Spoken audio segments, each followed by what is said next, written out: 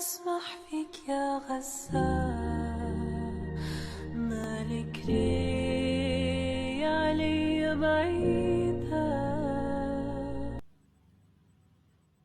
Bismillah, Assalamualaikum warahmatullahi wabarakatuh.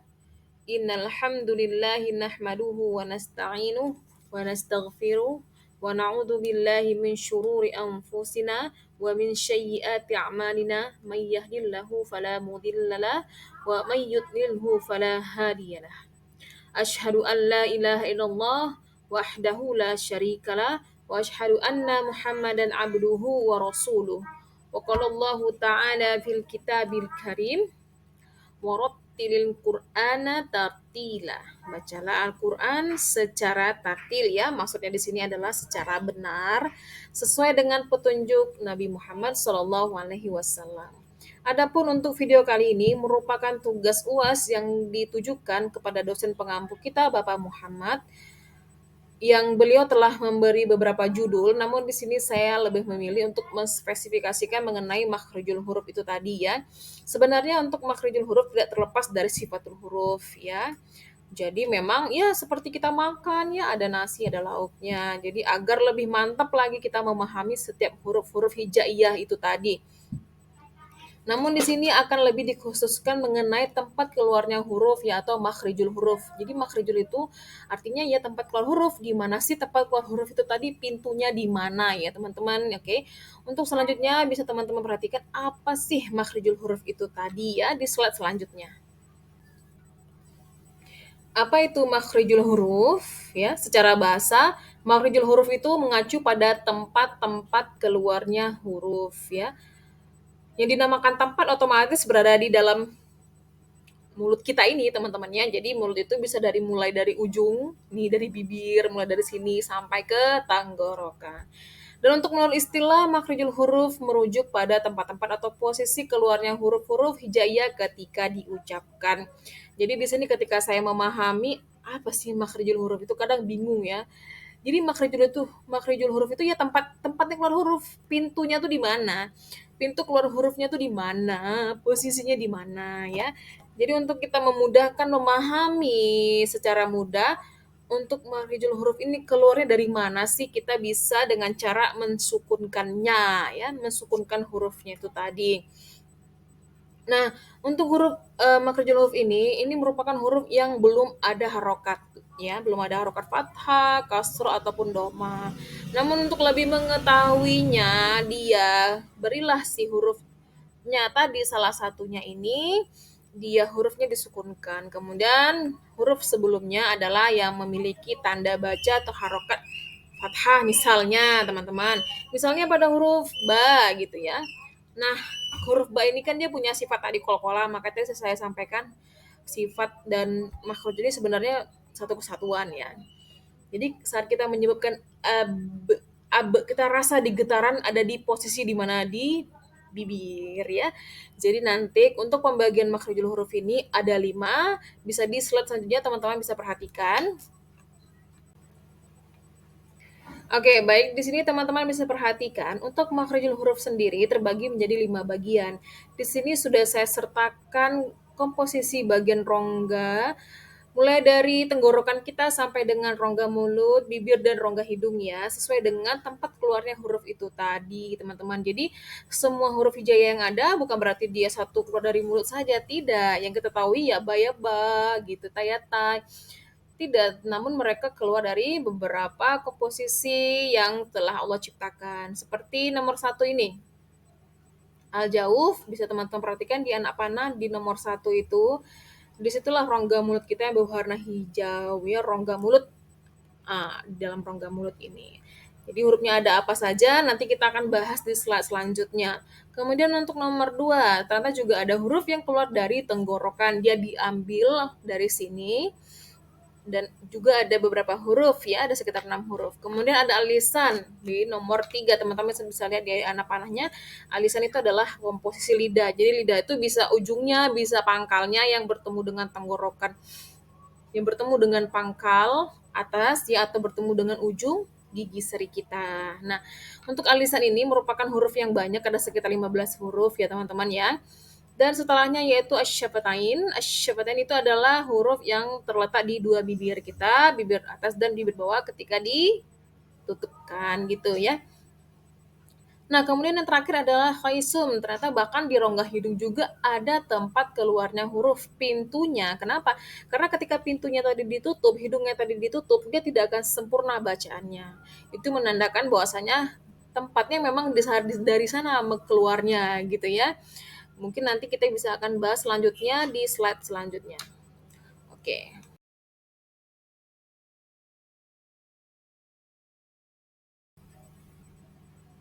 Nah, yang pertama yaitu kholqi, tenggorokan. Jadi, kholqi ini adalah makhrajul huruf yang dilafalkan lewat tenggorokan. Jadi, hurufnya itu keluar benar-benar dari tenggorokan.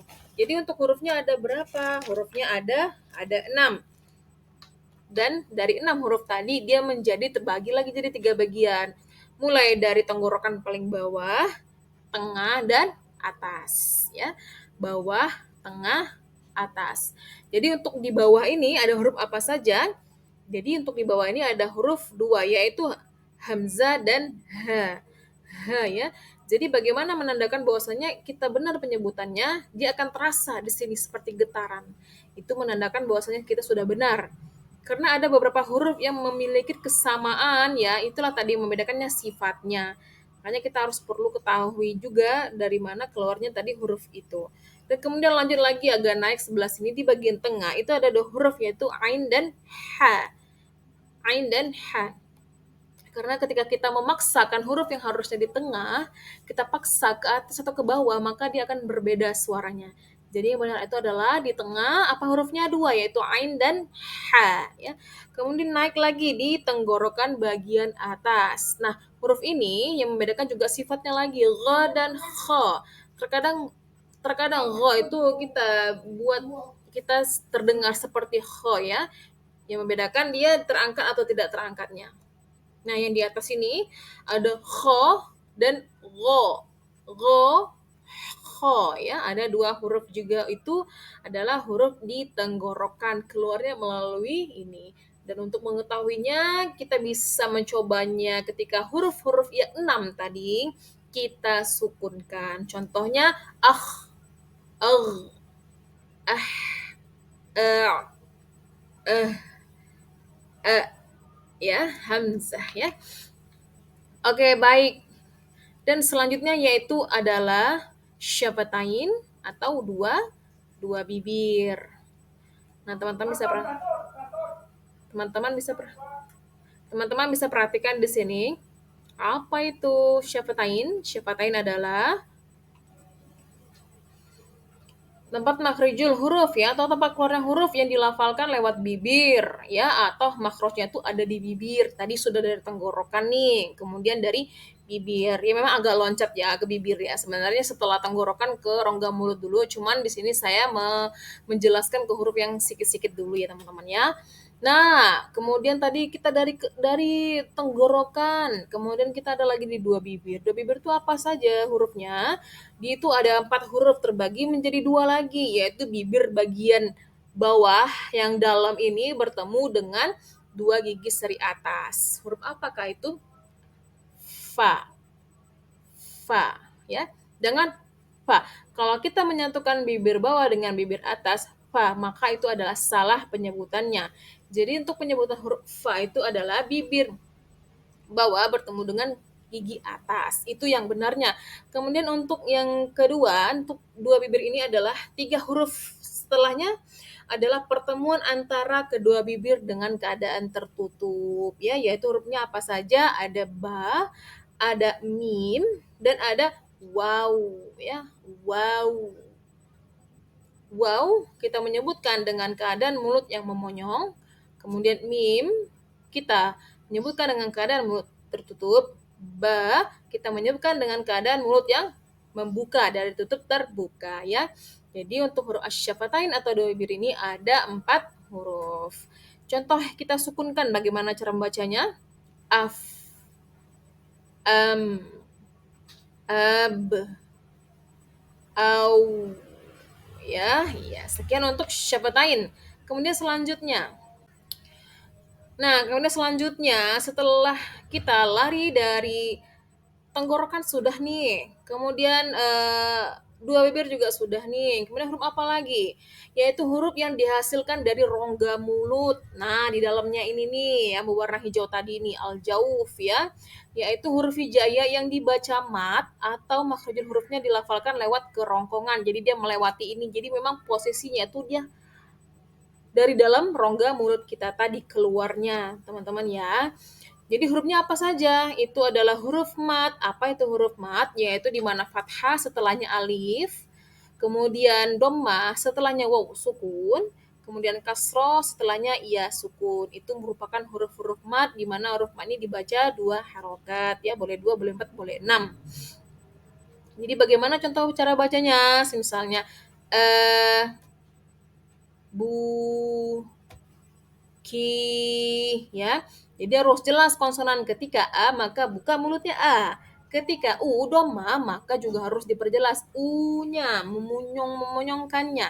Kemudian ketika kasro juga harus jelas menurunkan 2 bibir ke bawah i ya, jangan melenceng. Ingat vokal atau konsonan untuk huruf vokal dari hijaiyah itu sendiri itu hanya ada 3 a, i, u, tidak ada e, tidak ada o. Jadi ketika kita membaca harus diperjelas a, i, u-nya ya teman-teman ya. Oke, untuk selanjutnya yaitu adalah khaisum atau rongga hidung. Di sini teman-teman bisa perhatikan ya, apa itu khaisum rongga hidung? Yaitu makhraj atau tempat keluarnya huruf yang diucapkan melalui hidung. Fungsinya dalam bacaan adalah sebagai gunnah. Apa itu gunnah? Gunnah itu adalah dengung. Dan hurufnya di sini adalah 2. Ada 2 ya, nun dan mim. Lah, tadi kan nun dan mim ini sudah ada di 2 bibir, di syafatain, juga sudah ada di huruf alisan nun itu nantinya ya. Kenapa kok dia ada di rongga hidung lagi? Nah, itu teman-teman. Jadi ada huruf yang memang harus kita gunakan. Keluar gunanya tuh dari mana? Ya gunanya tuh keluar dari rongga hidung. Ketika kita menyebutkan dia na saja tanpa dengung, tanpa gunah, maka dia akan keluar dari lidah kita. Namun ketika kita sertai dia gunah atau dengung, maka dia akan keluar melalui rongga hidung tadi. Apa saja hurufnya? Yaitu hurufnya hanya 2. Nun yang bertasdid dan mim yang bertasdid. Ingat ya, yang bertasdid. Kalau nunnya fathah apakah termasuk rongga hidung? Tidak ya. Kita lihat kalau memang setelahnya ada nun lagi yang bertasdid, maka dia akan lari ke rongga hidung. Jadi bagaimana cara membacanya? Nah, cara baca yang benar ketika kita menutup hidung ini dan tidak keluarlah bacaan tadi, maka itu bacaannya sudah tepat dan sudah benar. Ya, karena sejatinya gunna, bacaannya didengungkan atau digunakan, dia keluar dari rongga hidung. An, an, an, tertahan dia kan, an. Nah, itulah caranya untuk rongga hidung. Jadi untuk rongga hidung tadi hanya ada 2 ya. Oke, kita sudah mulai dari tenggorokan sudah, 2 bibir sudah, rongga mulut sudah, rongga hidung. Dan yang terakhir adalah merupakan huruf tempat letaknya yang lumayan banyak nih teman-teman ya. Nah, untuk alisan ini, untuk penyebutan makhrijul hurufnya yang dilafalkan lewat mulut atau lisan atau makhrajnya ada di lidah. Maksudnya apa? Maksudnya di sini adalah lidah kita inilah yang mempengaruhi keluarnya huruf. Apakah dia melengkung ke atas, apakah dia ujung lidah ini bertemu dengan gigi seri kita bagian depan, atau enggak pangkalnya bertemu dengan tenggorokan lunak yang atas ini ya. Jadi hurufnya berbeda, anggap saja ini adalah merupakan lidah. Jadi kita mulai dulu nih dari sini nih, hurufnya apa saja. Nah, dari sini ketika lidahnya agak sedikit diangkat, maka dia akan terdengar ada 2 huruf. Yang untuk di langit-langit lunak itu adalah huruf ko. Ko, jadi jangan ko, jangan dikasih angin. Ko ya. Kemudian maju sedikit di antara langit-langit lunak tadi, tapi jangan terlalu ditekan. Dia ada huruf yang sedikit karena dia sifatnya hamas, jadi dia agak mengalir, ada suaranya ya. Ka gitu ya. Ka. Sebelumnya ada ko, setelahnya ada ka. Oke, maju lagi di tengah lidah, bagian tengah. Di situ ada 3 huruf, yaitu huruf ya, shin, dan jim. Yang membedakan tentu apakah dia tengah lidah ini sempurna dia menyentuh atas, hanya setengah atau tidak menyentuh ya teman-teman ya. Nah, kemudian maju lagi yaitu huruf apa lagi? Di samping sisi lidah kita ini ada huruf do ya. Do itu yaitu ketika ujung lidah menyentuh dengan gigi geraham atas, boleh dua-duanya atau boleh salah satu untuk huruf do. Selanjutnya agak maju lagi di bagian sini yaitu huruf la, na, ro ya. Saya ulangin lam, na, lam, nun, ro. Jadi di sini ada bertemu dengan pangkal lidah atas ya, la, na, ro, la, nun, ro ya, atau lam, nun, ro. Selanjutnya maju lagi sedikit, lidah kita akan bertemu lagi dengan bagian gigi seri atas. Apa hurufnya? Yaitu tal, da, to ya, tal, da, to. Coba kalau kita sebut lidah kita di komposisi yang sama, ujungnya di tempat yang sama, yang membedakan hanyalah bagian tengahnya yang dia melengkung kah, naik kah, enggak kah gitu ya. Tal, da, to ya. Selanjutnya masih di ujung lidah lagi, ketika bertemu dengan dua posisi gigi seri bawah, lalu suara keluar melalui celah di antara dua gigi seri dan bawah, yaitu huruf sin, zai, sod. Sin, zai, sod ya, sod. Sod. Jadi komposisi lidahnya di tempat yang sama, yang membedakan hanya sifatul hurufnya saja. Kemudian yang selanjutnya itu adalah ujung lidah lagi yang menempel pada gigi seri atas, yaitu ada 3 huruf juga. Sa, ujung lidah, sa, jangan terlalu ditekan, lembut saja, sa, za, dan wo. Karena ketika ini kita tekan, maka dia akan mengeluarkan huruf yang berbeda lagi. Itulah mengapa untuk di lidah ini memang sepertinya sama semua, karena komposisi ujung lidah tadi bertemu dengan bagian depan ini hanya sedikit membedakan aja teman. Kayak tadi bertemu dengan ujung gigi depan, bertemu dengan gigi seri bagian atas, bertemu dengan pangkal gigi atas. Jadi memang berdekatan ya, dan memang di sini kita harus butuh latihan terus untuk menempatkan dan menghafal dari mana komposisi huruf-huruf tadi keluar ya teman-teman ya. Nah, alhamdulillah kita telah sampai kepada penghujung kesimpulan ya. Adapun kesimpulan mengapa sih kita harus mempelajari makhrijul huruf atau tempat keluar huruf sebenarnya untuk apa gitu ya. Jadi tujuan mempelajari makhrijul huruf di sini adalah agar seseorang bisa membaca huruf hijaiyah pada Al-Qur'an dengan baik dan benar sehingga maknanya tidak pleset dan keliru ya. Karena jangan sampai nanti yang harusnya sa ujung lidah dibaca jadi sa, ja jadi za ya, ro jadi la.